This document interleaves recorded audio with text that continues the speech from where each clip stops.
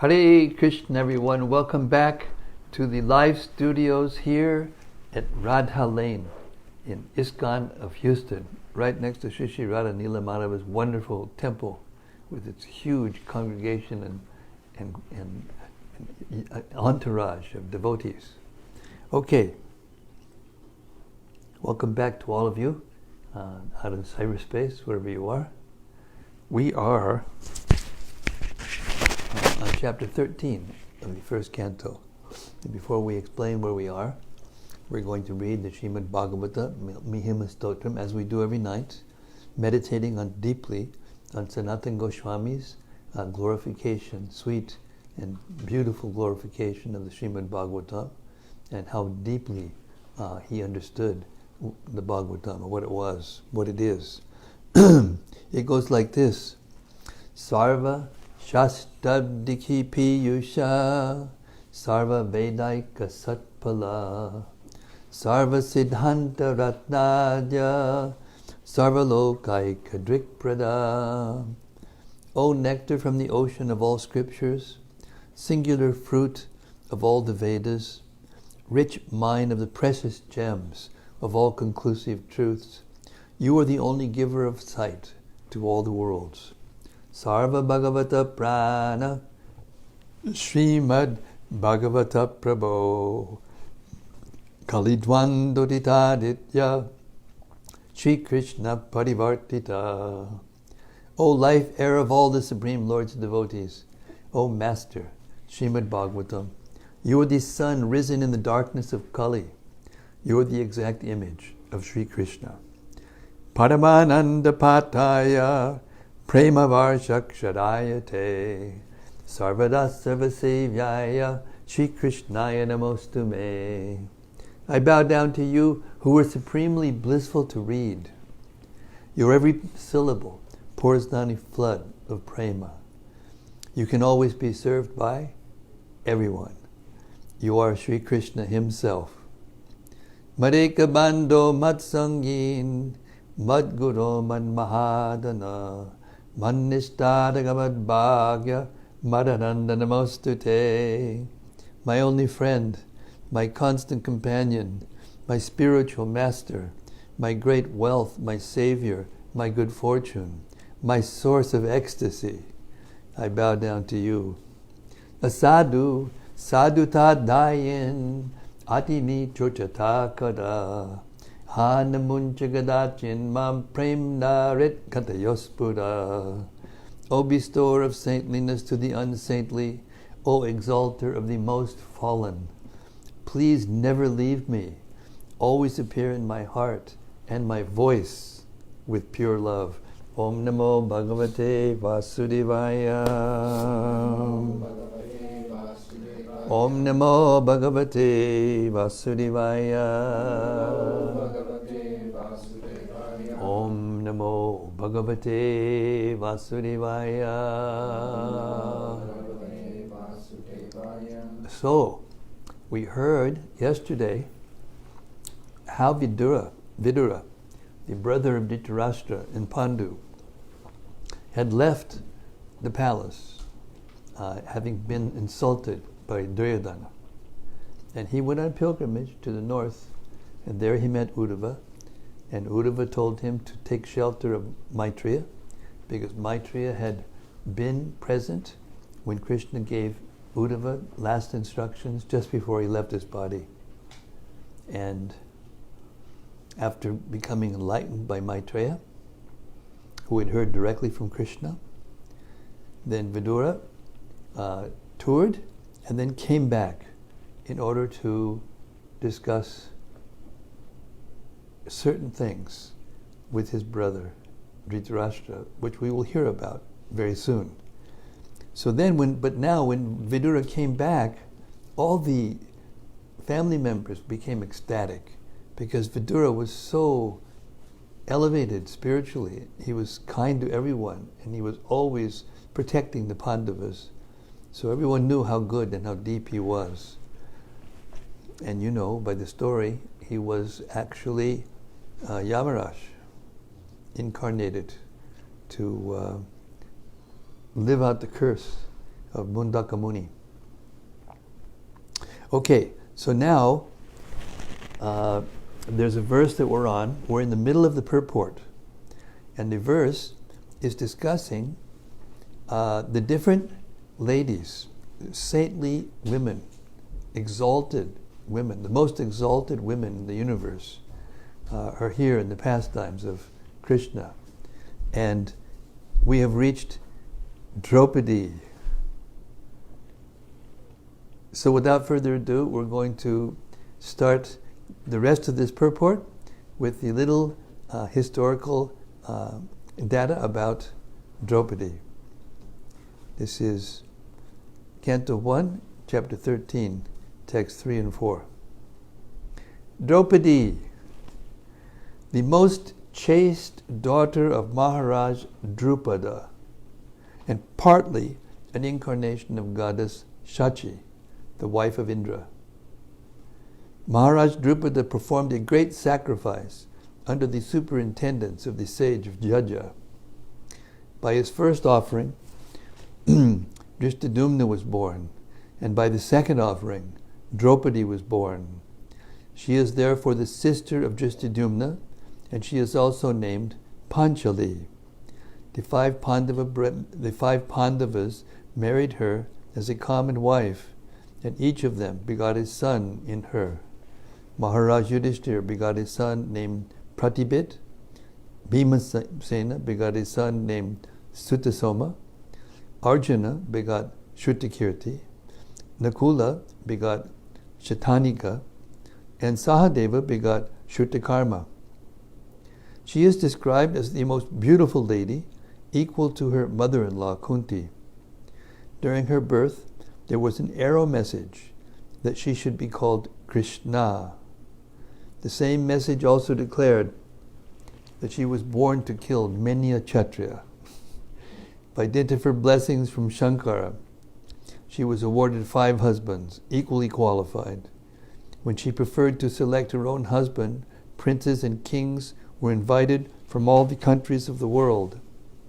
She was married with the Pandavas during their exile in the forest, but when they went back home, Maharaj Drupada gave them immense wealth as a dowry. She was well received by all the daughters-in-law of Dhrtararastra. When she was lost in a gambling game, she was forcibly dragged into the assembly hall, and an attempt was made by Dushasana to see her naked beauty, even though there were elderly persons like Bhishma and Drona present. She was a great devotee of Lord Krishna, and by her praying, the Lord himself became an unlimited garment to save her from the insult. A demon of the name Jatasura kidnapped her, but her second husband, Bhimasena, killed the demon and saved her. She saved the Pandavas from the curse of the Maharshi Durvasa by the grace of Lord Krishna.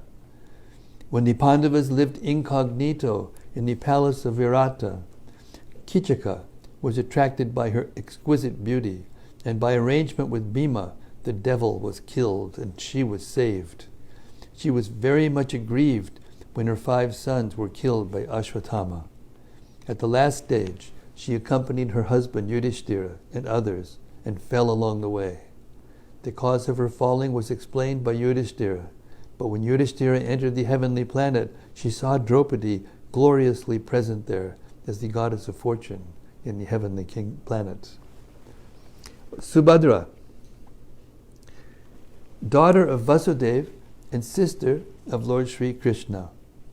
She was not only a very dear daughter of Vasudeva, but also a very dear sister to both Krishna and Baladeva. The 2 brothers and sister are represented in the famous Jagannath temple of Puri, and the temple is still visited by thousands of pilgrims daily. This temple is in remembrance of the Lord's visit at Kurukshetra during an occasion of solar eclipse and his subsequent meeting with the residents of Vrindavan. The meeting of Radha and Krishna during this occasion is a very pathetic story, and Lord Sri Chaitanya, in the ecstasy of Radharani, always pined for Lord Sri Krishna at Jagannath Puri. While Arjuna was at Dwarka, while Arjuna was at Dwaraka, he wanted to have Subhadra as his queen, and he expressed his desire to Lord Krishna. Sri Krishna knew that his elder brother, Lord Baladev, was arranging her marriage elsewhere, and since he did not dare to go against the arrangement of Baladeva, he advised Arjuna to kidnap Subhadra. So when all of them were on a pleasure trip on the Raivati hill, Arjuna managed to kidnap Subhadra. Hare Krishna. I'll read it again. So when all of them were on a pleasure trip on the Raivati hill, Arjuna managed to kidnap Subhadra according to the plan of Sri Krishna. Sri Baladeva was very angry at Arjuna and he wanted to kill him. But Lord Krishna implored his brother to excuse Arjuna. Then Subhadra was duly married with Arjuna, and Abhimanyu was born of Subhadra. At the premature death of Abhimanyu, Subhadra was very mortified, but on the birth of Parikshit, she was very happy and solaced. Okay, text 5. With great delight, they all approached him, that him is Vidura, as if life. The door is locked downstairs, and there are two people. This is Matt. Matt? Yeah. His father had surgery. Yeah. He had prostate.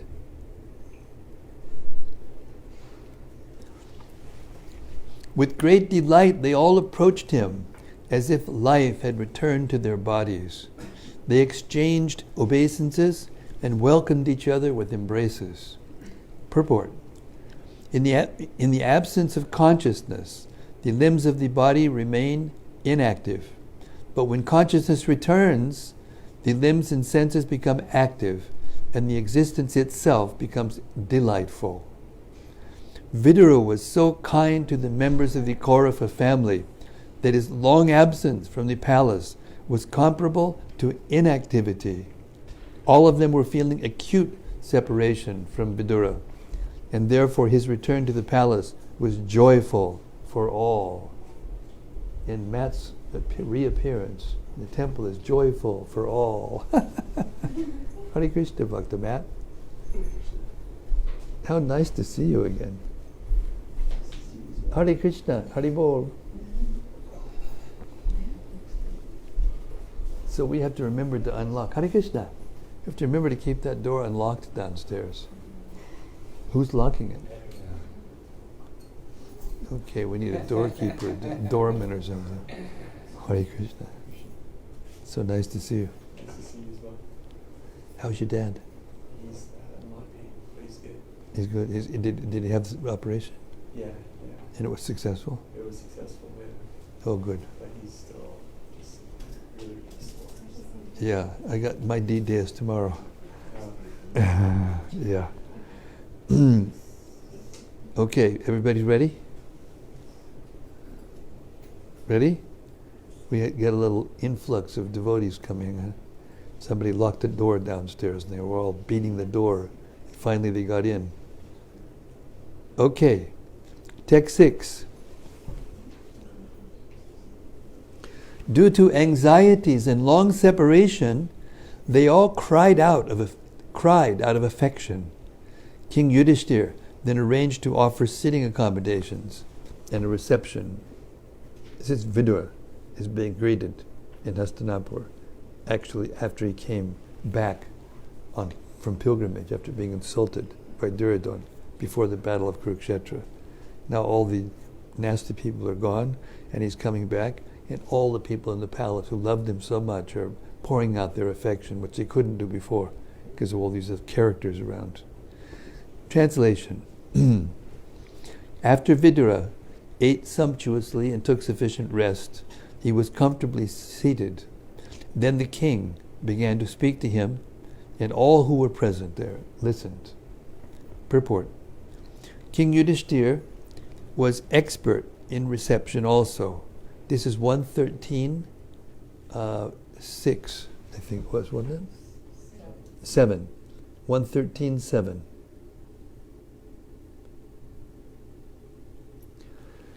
King Yudhishthira was expert in reception also, even in the case of his family members. Vidura was well received by all the family members by exchange of embraces and obeisances. After that, bathing and arrangements for a sumptuous dinner were made, and then he was given sufficient rest. After finishing his rest, he was offered a comfortable place to sit, and then the king began to talk about all happenings, both family and otherwise. That is the proper way to receive a beloved friend, or even an enemy. According to Indian moral codes, even an enemy received at home should be so well received that he will not feel any fearful situation. An enemy is always afraid of his enemy, but this should not be so when he is received at home by his enemy. This means that a person, when received at home, should be treated as a relative. So what to speak of a family member like Vidura, who was a well-wisher for all the family members of the family. Thus Yudhishthira Maharaj began to speak in the presence of all the other members. Maharaj Yudhishthira said, "My uncle, do you remember how you always protected us, along with our mother, from all sorts of calamities?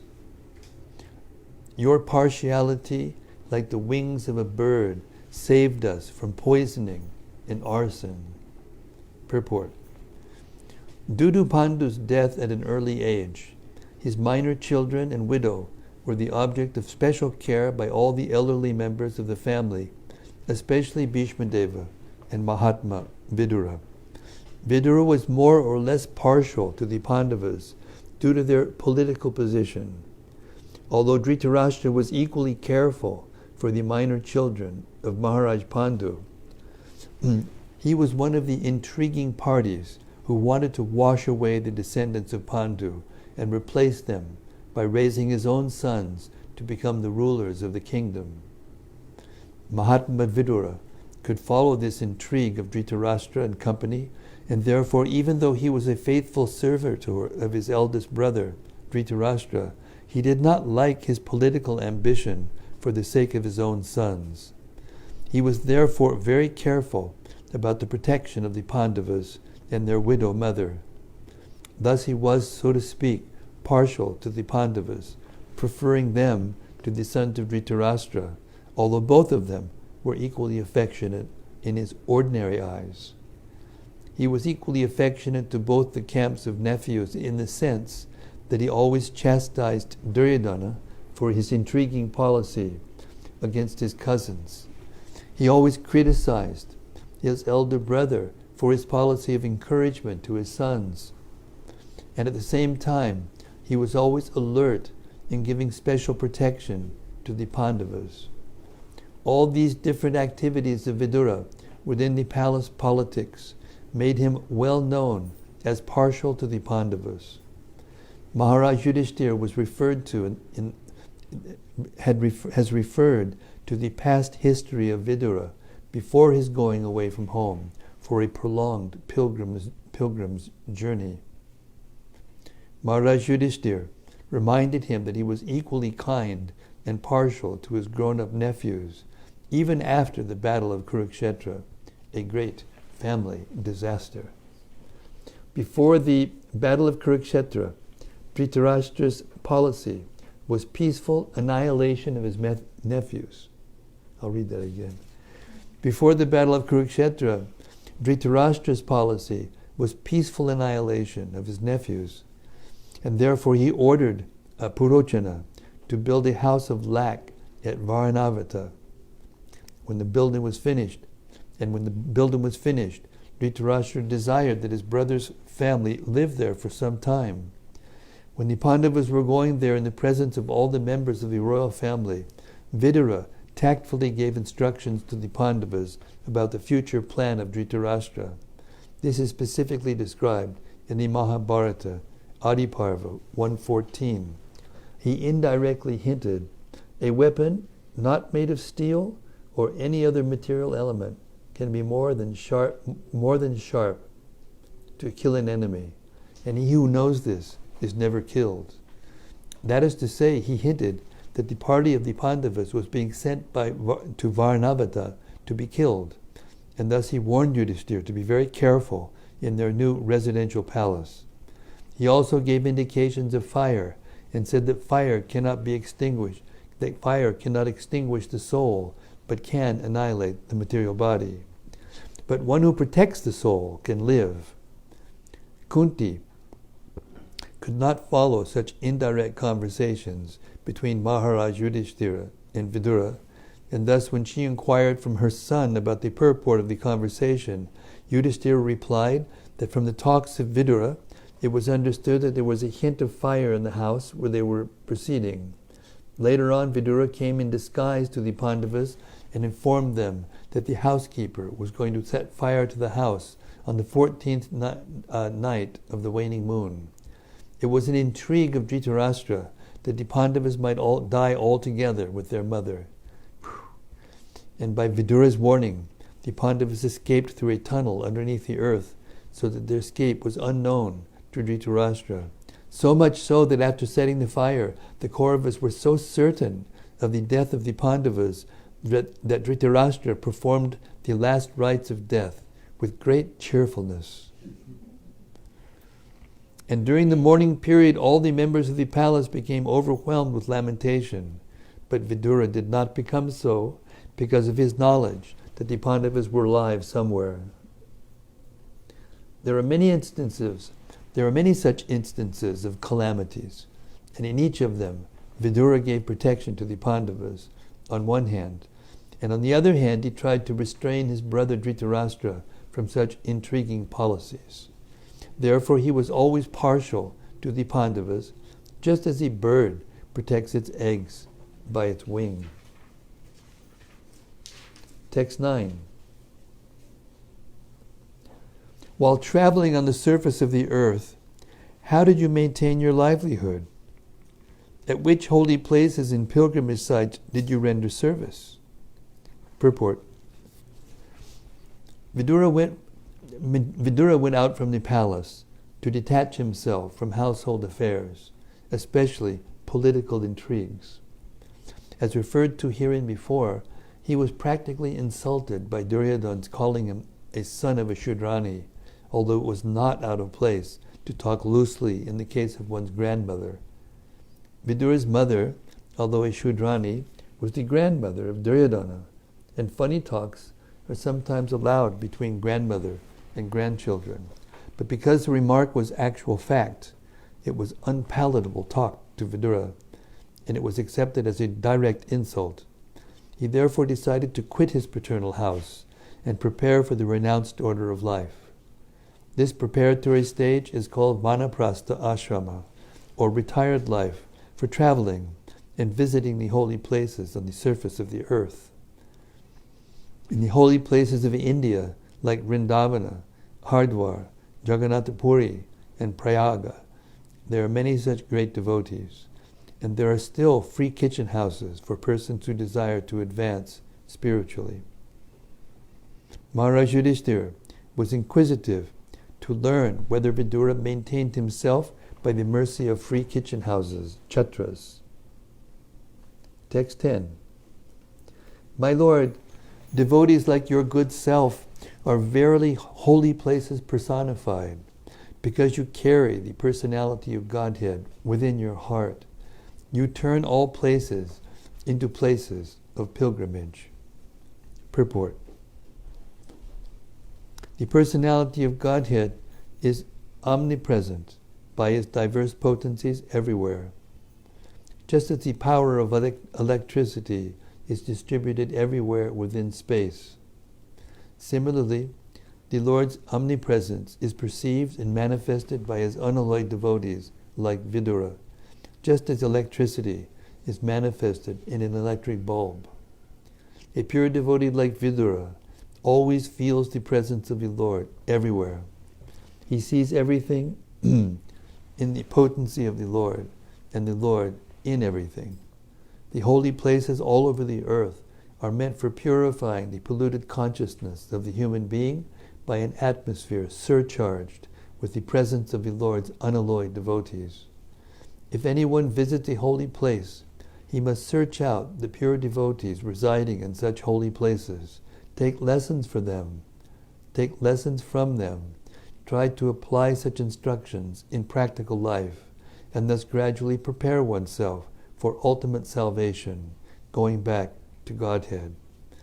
To go to some holy place of pilgrimage does not mean only to take a bath in the Ganges or Yamuna, or to visit temples situated in those places.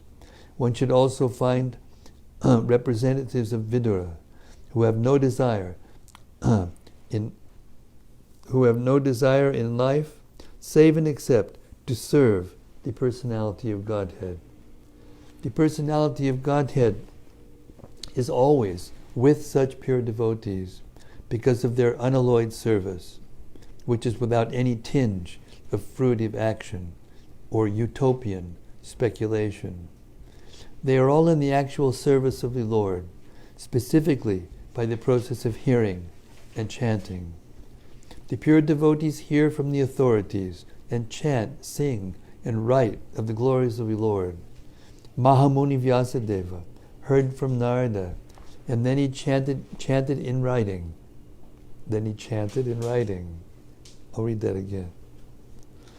Mahamuni Vyasadeva heard from Narada, and then he chanted in writing. Shukadeva Goswami studied from his father, and he described it to Parikshit. And that is the way of Srimad-Bhagavatam. So by their actions, the pure devotees of the Lord can render any place into a place of pilgrimage, and the holy places are worth the name only on their account. Such pure devotees are able to rectify the polluted atmosphere of any place, and what to speak of a holy place rendered unholy by the questionable actions of interested persons who try to adopt a professional life at the cost of the reputation of a holy place. Text 11. My uncle, you must have visited Dwaraka. In that holy place are our friends and well-wishers, the descendants of Yadu, who are always wrapped in the service of the Lord Sri Krishna. You might have seen them or heard about them. Are they all living happily in their abode? Purport. The particular word, Krishna Devata, that is, those who are always wrapped in the service of Lord Krishna, is significant. The Yadavas and the Pandavas, who are always wrapped in the thought of the Lord Krishna. The Yadavas and the Pandavas, who were always wrapped in the thought of the Lord Krishna and his different transcendental activities, were all pure devotees of the Lord, like Vidura. Vidura left home in order to devote himself completely to the service of the Lord, but the Pandavas and the Yadavas were always wrapped in the thought of Lord Krishna. Thus there is no difference in their pure devotional qualities. Either remaining at home or leaving home, the real qualification of a pure devotee is to become wrapped in the thought of Krishna favorably. That is, knowing well that Lord Krishna is the absolute personality of Godhead. Kamsa, Jarasandha, Shishupala, and other demons like them were also always wrapped in the thought of Lord Krishna, but they were absorbed in a different way, namely unfavorably, or thinking him to be a powerful man only. Therefore, Kamsa and Shishupala are not on the same level as pure devotees like Vidura, the Pandavas, and the Yadavas. Maharaj Yudhishthira was also wrapped in the thought of Lord Krishna and his associates in Dwaraka. Otherwise he could not have asked all about them from Vidura. Maharaj Yudhishthira was therefore on the same level of devotion as Vidura, although engaged in the state affairs of the kingdom of the world. Text 12. Compassionate Mahatma Vidura could not stand to see the Pandavas distressed at any time. Therefore he did not disclose this unpalatable and unbearable incident, because calamities come of their own accord. Purport. According to the Niti Shastra, civic laws, one should not speak an unpalatable truth to cause distress to others. Distress comes upon us in its own way by the laws of nature, so one should not aggravate it by propaganda. For a compassionate soul like Vidura, especially in his dealings with the beloved Pandavas, it was almost impossible. It was almost impossible to disclose an unpalatable piece of news like the annihilation of the Yadu dynasty. Therefore, he purposefully refrained from it. Text 14. Thus, Mahatma Vidura, being treated just like a godly person by his kinsmen, remained there for a certain period just to rectify the mentality of his eldest brother, and in this way bring happiness to all the others. Purport. Saintly persons like Vidura must be treated as well as a denizen from heaven. In those days, denizens of heavenly planets used to visit homes like that of Maharaj Yudhishthira, and sometimes persons like Arjuna and others used to visit higher planets. Narada is a spaceman who can travel unrestrictedly, not only within the material universes, but also in the spiritual universes. Even Narada used to visit the palace of Maharaj Yudhishthira, and what to speak of other celestial demigods. It is only the spiritual culture of the people concerned that makes interplanetary system possible, even in the present body. Maharaj Yudhishthira therefore received Vidura in the manner of reception offered to the demigods. Mahatma Vidura had already adopted the renounced order of life, and therefore he did not return to his paternal palace to enjoy some material comforts. He accepted out of his own mercy what was offered to him by Maharaj Yudhishthira, but the purpose of living in the palace was to deliver his elder brother, Dhrtararastra, who was too much materially attached.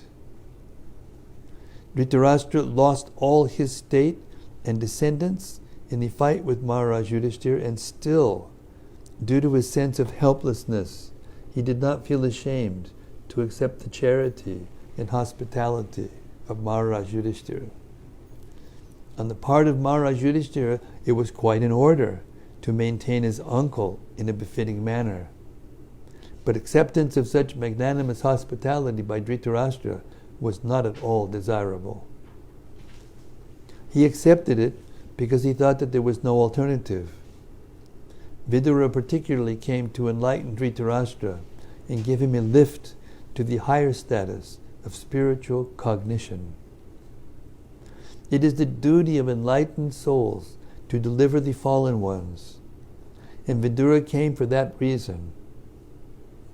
But talks of spiritual enlightenment are so refreshing that while instructing Dhrtararastra, Vidura attracted the attention of all the members of the family, and all of them took pleasure in hearing him patiently. This is the way of spiritual realization.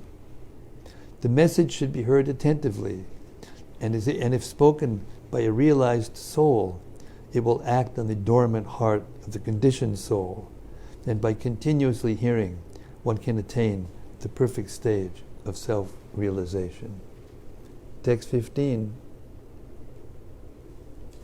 As long as Vidura played the part of a Shudra, being cursed by Manduka Muni, Aryama officiated at the post of Yamaraj to punish those who committed sinful acts. Purport.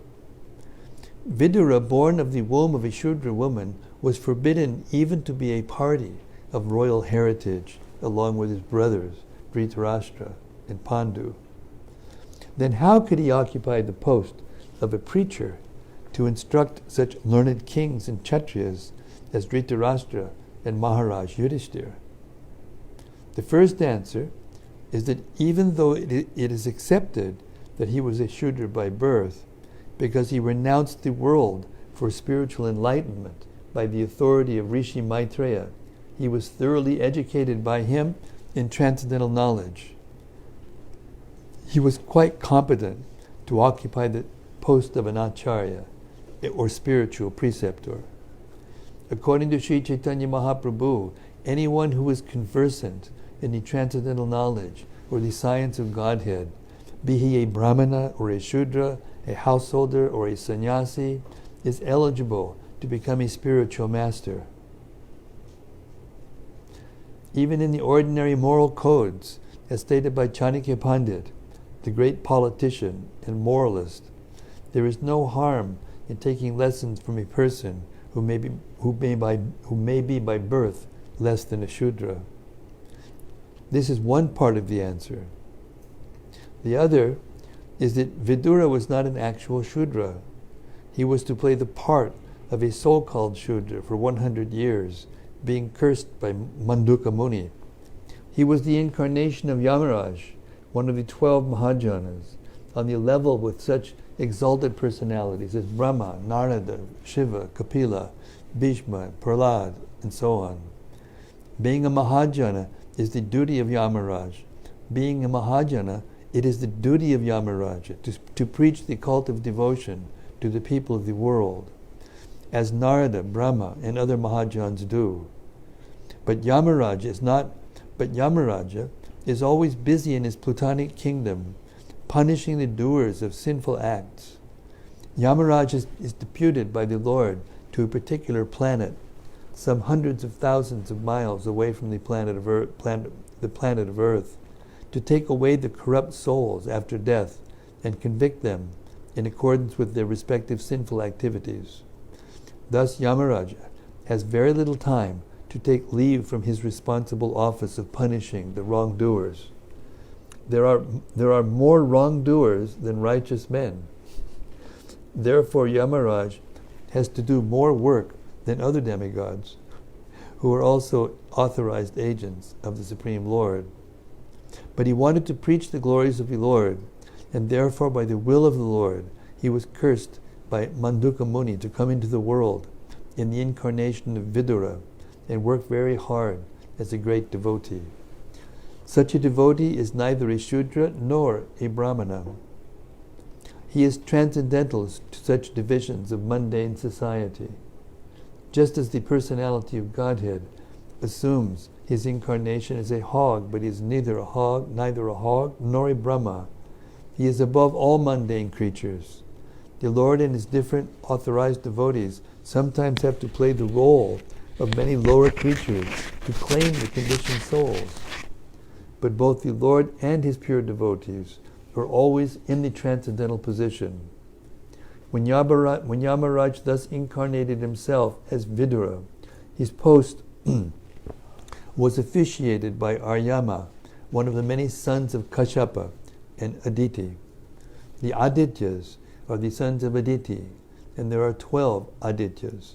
Aryama is one of the 12 Adityas, and therefore it was quite possible for him to take charge of the office of Yamaraj during his 100 years of absence in the form of Vidura. The conclusion is that Vidura was never a Shudra, but was greater than the purest type of Brahmana. Text 16.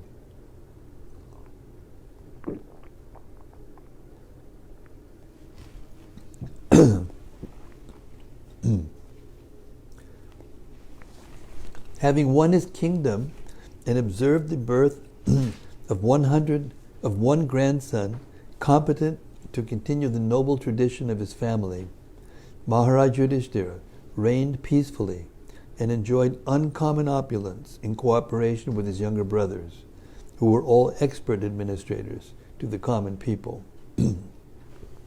Purport. Both Maharaj Yudhishthira and Arjuna were unhappy from the beginning of the battle of Kurukshetra. But even though they were unwilling to kill their own men in the fight, it had to be done as a matter of duty. for it was planned by the supreme will of Lord Sri Krishna. After the battle, Maharaj Yudhishthira was unhappy over such mass killings. Practically there was none to continue the Kuru dynasty after them, the Pandavas. The only remaining hope was the child in the womb of his daughter-in-law, Uttara, and he was also attacked by Ashwatthama. But by the grace of the Lord, the child was saved. So after the settlement of all disturbing conditions and the re-establishment of the peaceful order of the state, and after seeing the surviving child, Parikshit, well satisfied, Maharaj Yudhishthira felt some relief as a human being, although he had very little attraction for material happiness, which is always illusory and temporary. Text 17.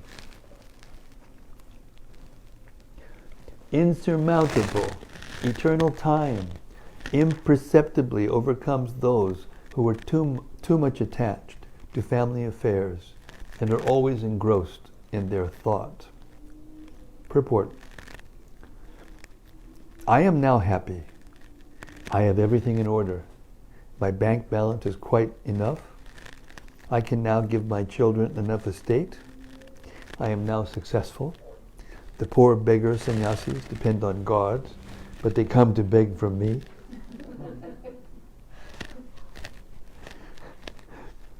Therefore, I am more than the Supreme God. These are some of the thoughts which engross the insanely attached householders who was blind to the passing of eternal time. Our duration of life is measured, and no one is able to enhance it, even for a second, against the scheduled time ordained by the Supreme Will. Such valuable time, especially for the human being, should be cautiously spent, because even a second passed away imperceptibly cannot be replaced, even in exchange for thousands of gold coins amassed by hard labor.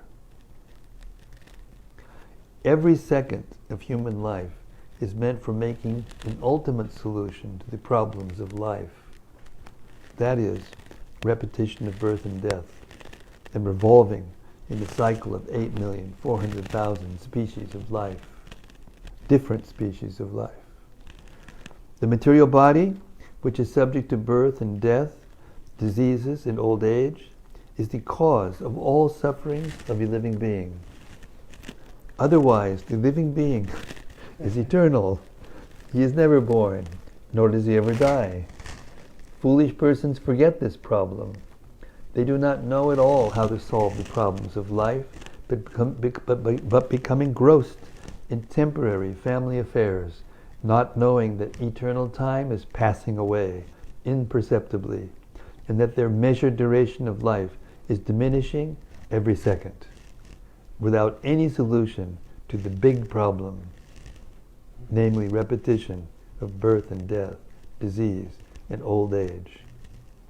This is called illusion. Jai Prabhupada. But such illusion cannot work on one who is awake in the devotional service of the Lord.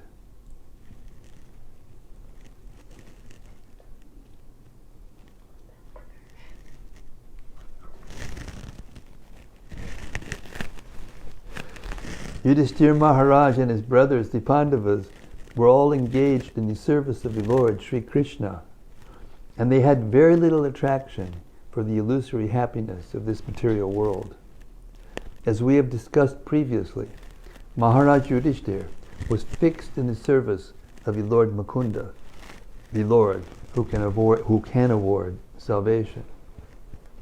And therefore he had no attraction even for such comforts of life as are available in the kingdom of heaven, because even the happiness obtained on the planet Brahmaloka is also temporary and illusory. Because the living being is eternal, he can be happy only in the eternal abode of the kingdom of God, Paravyoma, from which no one returns to this region of repeated birth and death, disease and old age. Therefore, any comfort of life or any material happiness which does not warrant an eternal life is but illusion in the eternal living being, for the eternal living being.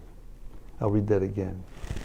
Therefore, any comfort of life or any material happiness which does not warrant an eternal life is but illusion for the eternal living being. One who understands this factually is learned.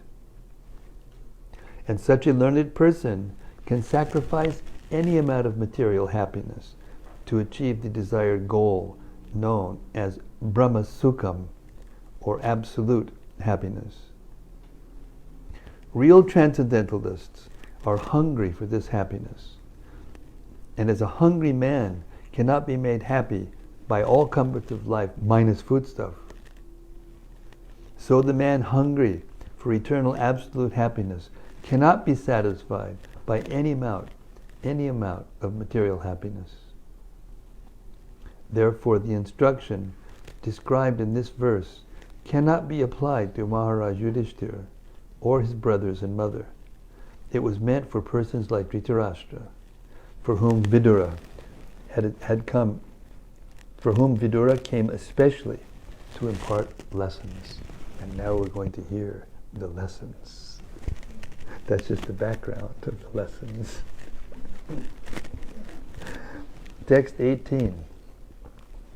Mahatma Vidura knew all this, and therefore he addressed Dhrtararastra saying, "My dear king, please get out of here immediately.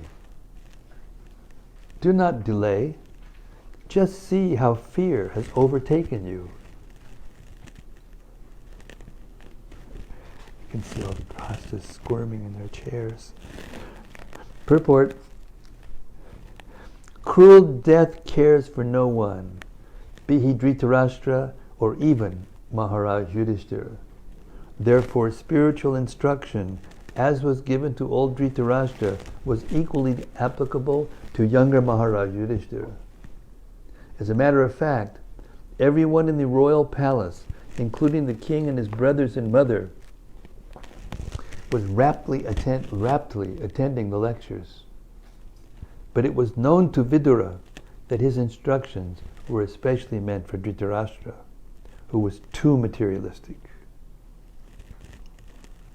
The word Rajan is especially addressed to Dhrtararashtra significantly.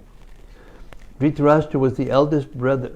Dhrtararashtra was the eldest son of his father, and therefore, according to law, he was to be installed on the throne of Hastinapura. But because he was blind from birth, he was disqualified from his rightful claim.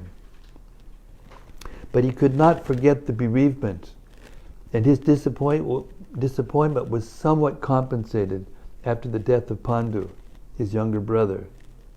His younger brother left behind him some minor children, and Dhrtararashtra became the natural guardian of them. But at heart, he wanted to become the factual king and hand the kingdom over to his own sons, headed by Duryodhana. With all these imperial ambitions, Dhrtararashtra wanted to become a king, and he contrived all sorts of intrigues in consultation with his brother-in-law, Shakuni. But everything failed by the will of the Lord, and at the last stage, even after losing everything, men and money, he wanted to remain as king, being the eldest uncle of Maharaj Yudhishthira. Maharaj Yudhishthira, as a matter of duty, maintained Dhrtararashtra in royal honor, and Dhrtararashtra was happily passing away his numbered days in the illusion of being a king and the royal or the royal uncle of King Yudhishthira. Vidura, as a saint and as the duty-bound, affectionate younger brother of Dhrtararashtra, wanted to awaken Dhrtararashtra from his slumber of disease and old age. Vidura therefore sarcastically addressed Dhrtararashtra as the king, which he was actually not. Everyone is the servant of eternal time, and therefore no one can be king in this material world. King means the person who can order. The celebrated English king wanted to order time and tide, but the time and tide refused to obey his order. Therefore, one is a false king in the material world. And Dhrtararastra was particularly reminded of this false position and of the factual, fearful happenings which had already approached him at that time. Vidura asked him to get out immediately if he wanted to be saved from the fearful situation which was approaching him fast.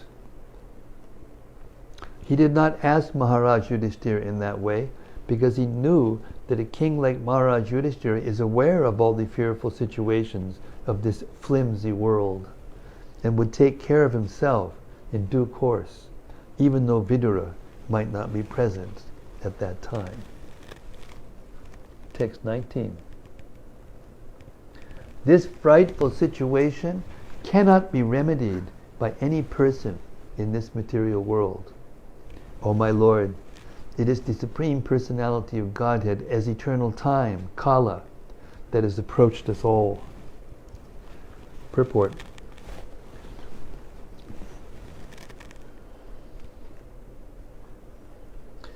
There is no superior power which can check the cruel hands of death. No one wants to die. However acute the source of bodily sufferings may be. Even in the days of so-called scientific advancement of knowledge, there is no remedial measure either for old age or for death. Old age is the notice of the arrival of death served by cruel time, and no one can refuse to accept either summon calls or the supreme judgment of eternal time. This is explained before Dhrtararastra because he might ask Vidura to find out some remedial measure for the imminent fearful situation, as he had ordered many times before. Before ordering, however, Vidura informed Dhrtararastra that there was no remedial measure by anyone from any source in this material world. And because there is no such thing in the material world, death is identical with the Supreme Personality of Godhead, as it is said by the Lord Himself in the Bhagavad Gita 10:34, Kalosmi. Death cannot be checked by anyone or from any source within this material world.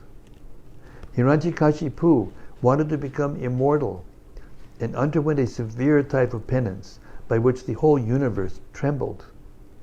And Brahma himself approached him to dissuade Hiranyakashipu from such a severe type of penance. Hiranyakashipu asked Brahma to award him the blessings of immortality. But Brahma said that he himself was subject to death, even in the topmost planet. So how could he award him the benediction of immortality? So there is death even in the topmost planet of this universe. And what to speak of other planets, which are far, far inferior in quality to Brahmaloka, the residing planet of Brahma. Wherever there is the influence of eternal time, there is this set of tribulations, namely birth, disease, old age, and death. And all of them are invincible.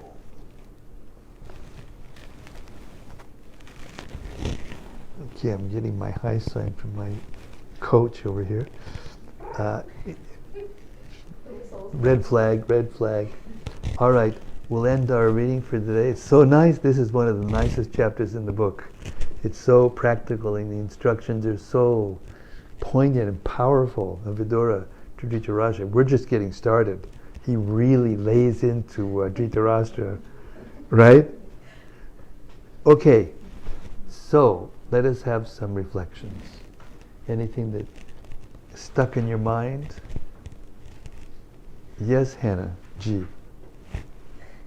Are there longer lifetimes than other planets? Are there longer lifetimes in other planets? Yes, but they're all relative. Like when Brahma, like the lifetime of Brahma, who is the topmost created being in the universe. He was the first created being, and all of the living beings and everything else proceed from him. But still he has to die, and he's aware of it. But to him, his life is 100 years, approximately. So when you hear in the various scriptures the lengths of time that different beings live on different planets, it's in relationship to the earth time. But each living being thinks or has a perception that he's living a life of about 100 years. Even the, insect that lives for less than 24 hours. For him it's like 100 years. He lives, he has sex, he produces byproducts, he runs around and here and that, this, and then he sees a light and he goes, flies into it. That's it. And Brahma, his lifespan, according to our life here, is 8,400,000. Oh, try again. Would you like to go ahead? Try. Let's calculate. His one day is 8,320,000 times 1,000. That's 8,340 or 320 million years. And then there's nighttime. The nighttime is the same duration. So his one day, 24 hours, is 8,640,000,000 years. And he lives 30 months, 12 months,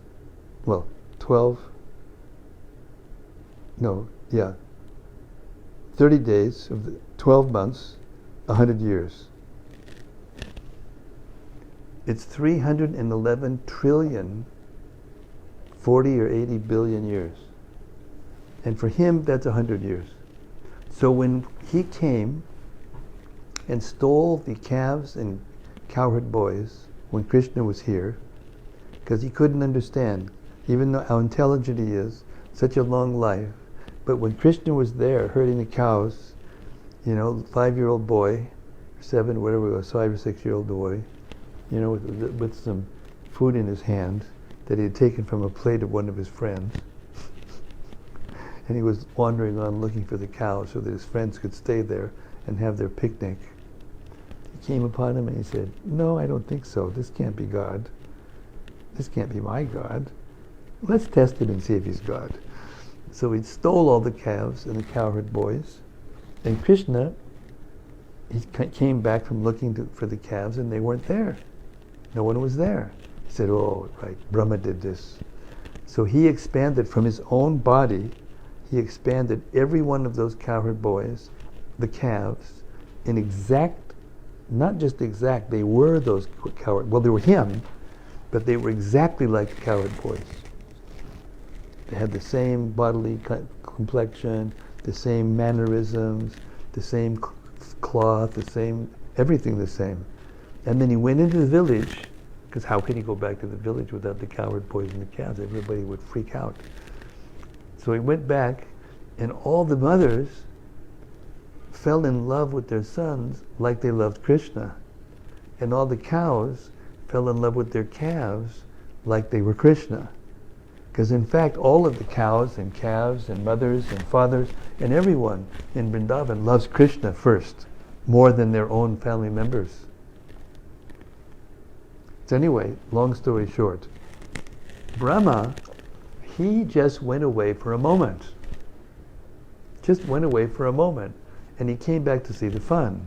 So for him, it was one moment. But for the residents of the earth at that time, Krishna, it was a year. So Krishna went back and forth from the village to the pasturing grounds and maintained all those forms and fooled everybody for a whole year, even Lord Balaram. And how did that happen?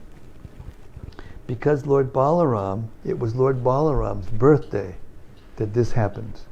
And Rohini kept him back so that they could celebrate his birthday. So he wasn't there. He didn't see all these things. So a whole year went by, and Balaram's wondering, what's going on here? Look at all this love that's exchanged between these boys and these calves to the cows. Something's going on here. And it can't be just some demigod or some mystic power, because nothing can affect me. No mystic power can affect me. It must be Krishna. So then he looked at Krishna and he said, what's going on here? And then Krishna told him. So then, interestingly, the next year, the same day, Balaram was held back by his mother again. And so Brahma came, and Krishna looked at him and he said, well, and then in front of Brahma's eyes, all of those forms that were the cowherd boys and the calves, they turned into Vishnu forms right before his eyes. And then he saw each universe that Vishnu was in charge of, and all the different personalities and all the different living beings, all in one place, just in this little place here. He saw all those things at the same time. Just like Arjuna saw the whole universe while sitting in one place. And finally, Lord Brahma was bewildered, completely bewildered, and he was almost ready to faint, lose his consciousness. And then Krishna went, opened the curtain, and then Brahma could see again. There was Krishna holding the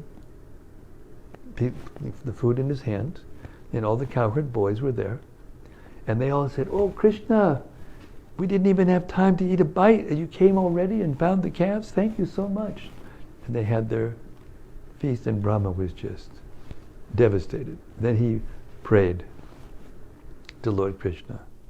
And those prayers are found in the 14th chapter of the 10th canto. They're the most beautiful, wonderful, enlightening, pregnant with knowledge prayers.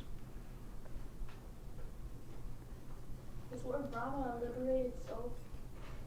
Lord Brahma is, in a sense, he's liberated. It depends on how he attained the position of Brahma. There's different ways to attain the position of Brahma. You can attain the position of Brahma by pure devotional service, or you can attain the position of Brahma by executing your duties in the Varnashram system for 100 years or 100 lifetimes without making one mistake.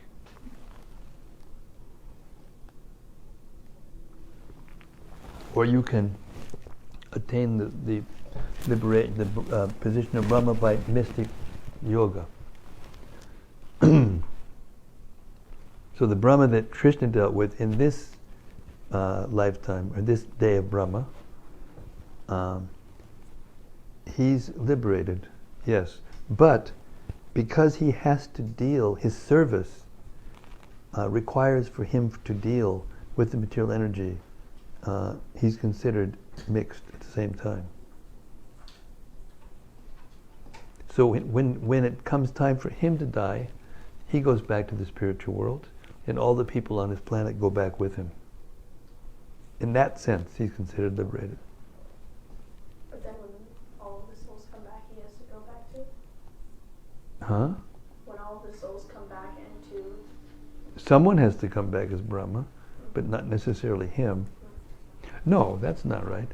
If in the day of Brahma, he has to, when he goes to sleep, it's the same Brahma. In other words, there's a partial annihilation at the end of the day of each day of Brahma. There's a partial annihilation, and he has to wake up in the morning, like you brush your teeth, comb your hair, dress, take a bath. He has to recreate a good part of the universe every morning. That's his morning duty.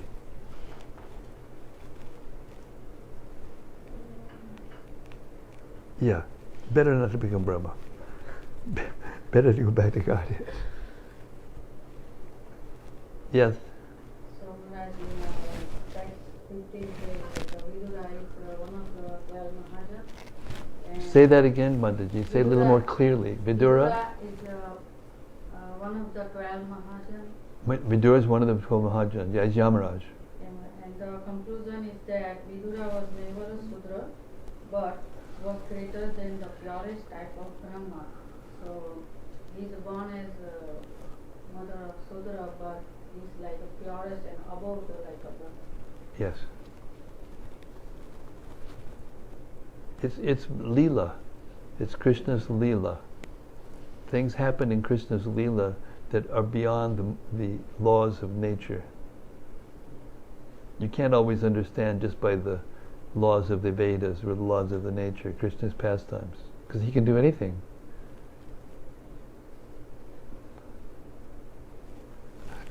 Yes, Nitya Kishori, I've been waiting for you to ask the question. Was the original Cowherd Boys expansion of Krishna also? Were the original Cowherd Boys Yes. The original Cowherd Boys? They're some of them are conditioned souls who are being elevated to the position of Cowherd Boys from the material world. Some of them descend with Krishna from the spiritual world.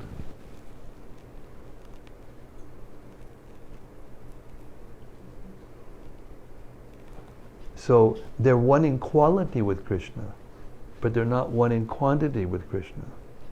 All living beings are expansions of Krishna. We're expansions of Krishna also. Like we are spirit souls in our original condition, in our pure condition. We're conscious living entities. Krishna is also a conscious living entity. He has all the feelings and perceptions and tendencies that conscious living beings have. But he has them completely unlimited, and we have them partially, infinitesimally.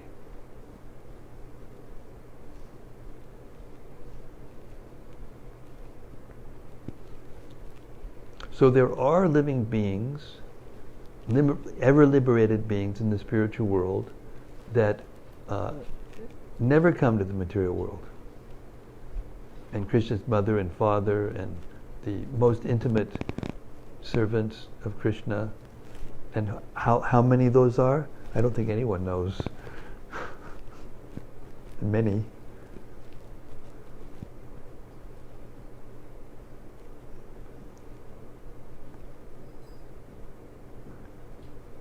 Okay, I just got the red flag from the referee, and it is now, wow, exactly a quarter till, which is the time of, now I have an announcement for everybody, especially those who are watching the live stream in other parts of the world. Tomorrow is kind of D-Day for me. I have to take surgery on this, and my plan is to get up tomorrow morning at 2 and do the readings of the Chaitanya Charitamrita that I do every day for the recording for the Chaitanya Charitamrita, go and have my surgery and come back here in the evening and do the reading. That's my plan. So we'll see if Krishna can fulfill that desire. And if he doesn't, which he can do anything, I'm just his servant, Hare Krishna, then there won't be a reading tomorrow night. It's possible that there might not be a reading tomorrow night. But anyway, tune in and let's see. Do we have a kind of network that you can tell everybody whether we're going to have it or not? Like, I should know by 3 or 4 o'clock. We can post it. You can post it? Okay. Check Facebook. Okay. Okay. So you're in charge of doing it. Okay. All right. Thank you so much. Thanks everybody out in cyberspace. And Hare Krishna. Srila Prabhupada ki jai. Srimad-Bhagavatam ki jai. Vidura Mahadan ki jai. Gaur Premanandi. Hari Hari Bol. Jai. Hare Krishna.